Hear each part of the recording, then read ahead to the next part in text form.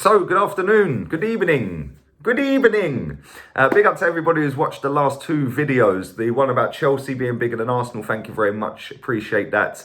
Make sure if you haven't, go and check it out. Also, the video about Matteo Guendouzi, he's in advanced talks with Olympique Marseille.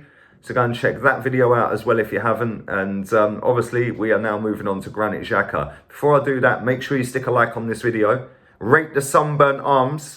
Rate the sunburn, come on. I never get sunburnt anywhere other than England. It's mad. And that will teach me to walk around the zoo yesterday without sun cream on, won't it? And yeah, make sure you are subscribed to the channel. Follow the Instagram, LeeGunner82. And we're going to talk about Granit Xhaka. He is this close to signing for Roma. Yes. And there's a lot of rumours doing the rounds today saying that it's going to be a swap deal.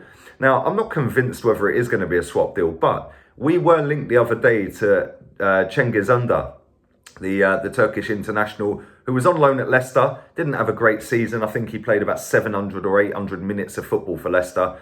Didn't go great for him, although he did turn up against Arsenal. Of course he did. He set up Jamie Vardy at the Emirates about a minute after coming on. Banter Arsenal back in town, Santa Claus Arsenal back in town, handing out presents and gifts.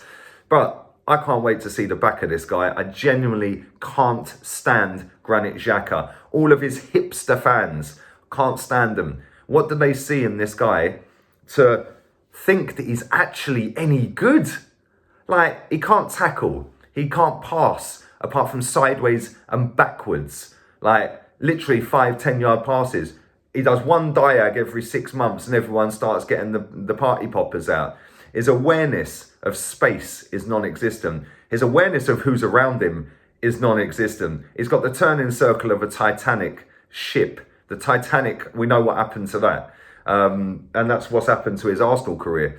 It's just mad, absolutely insane how anybody can genuinely rate him. He scores one goal every season and then comes out giving it all this about, I do my talking on the pitch.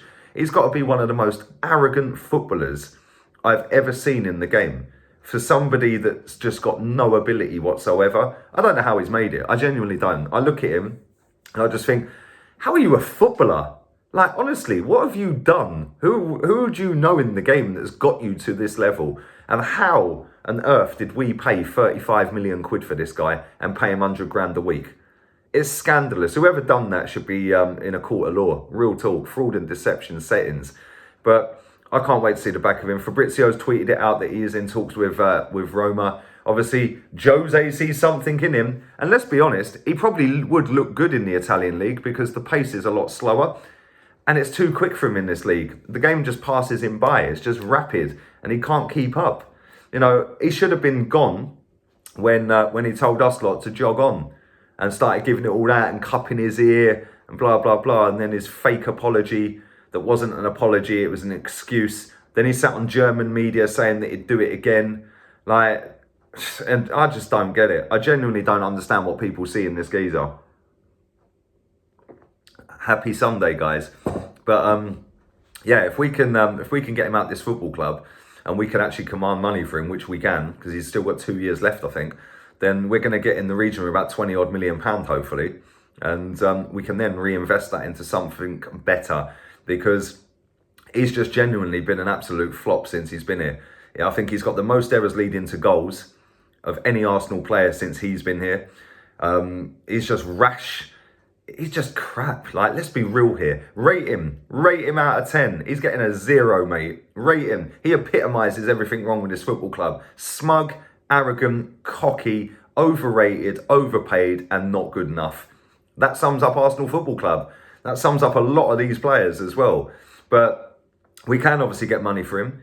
And hopefully we can extract as much as we can. I won't hold my breath because Guendouzi's going for about £6 million. What are we going to get for Xhaka? 50p and a packet of Watsits? Like, seriously, embarrassing. Since he's been here, we haven't qualified for Champions League. You know, and that should tell you the story. This is the guy that's supposedly pulling the strings in midfield. What is he pulling in midfield? Because it ain't strings. He's pulling up like mistakes and pulling up free kicks and like that's all he's doing. And I can't wait to see the back of this geezer. The day he leaves is going to be a good day for this football club because, it's just, like I said, he epitomises everything wrong with it. Do I trust this club to go and get something better? No, because apparently we're looking at Sander Berg. Like, come on, Sander Berg. Is this guy any better? The guy's always injured, number one. And is he any better? I genuinely don't think he is. I want to see Basuma come in. Maybe we'll get Basuma and Sander Berg with Partey as well. Maybe go and get an attack in mid. Maybe we could get Cengiz Under in return. I know he plays a slightly different position, but I wouldn't be too disappointed if we signed Under. I think he's a good player. Again, he hasn't had a great season, but I do think he's got some star quality in him. Very quick as well. Can get in between the lines. Technically is sound. So I wouldn't be too disappointed if it was a swap and they gave us cash. But if it's a straight swap, then what's that all about? Because, let's be honest. Cengiz Under is worth, about 15 to 20 million quid? We can get more than that for Granit Xhaka, surely, despite how poor he is. I see other football clubs out there, most notably Chelsea, who pull people's pants down when they sign a player. And they pull people's pants down when they sell players as well. The guy who scored the Champions League winner last night, £68 million, record signing, 68 million. It's not the greatest of seasons, but he is absolutely class. I've always rated Kai Havertz, and he's going to have a big, big season next season. And he must be buzzing that he scored that goal last night. We go and sign a player, we have our pants down. We go and sell a player, they have our pants down. How about we start turning this around a little bit? Because I'm getting sick and tired of selling players cheap or for free and buying players like Granit Xhaka massively overpriced when we could have had N'Golo Kante for less, who won another Champions League. It's just like, I don't get it. I genuinely don't get it. And it's very sad. It's a sorry state of affairs what's gone on at this football club in the last 15 years or so. It just is what it is, I suppose. What can I do about it? I can only sit and give you my opinions on it. Now give me your opinions. What do you think? Leave it all in the comment section down below. This is the last upload of the day. I'm now chilling, chillaxing.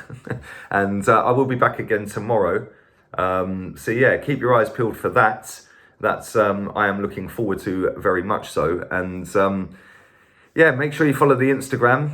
I think the podcast will be tomorrow. It obviously was supposed to be on Friday. I can't do it today, which I'd already arranged to do as well. So I think we'll do the podcast Monday at 8 o'clock perhaps. But I'll keep you posted on that one. So yeah, listen, all have a wonderful Sunday. All have a wonderful bank holiday if it is bank holiday where you are. Stick a thumbs up, subscribe, like the content, share it around. Follow the Insta League Under 82 and all have a wicked, wicked Sunday. We're out of here.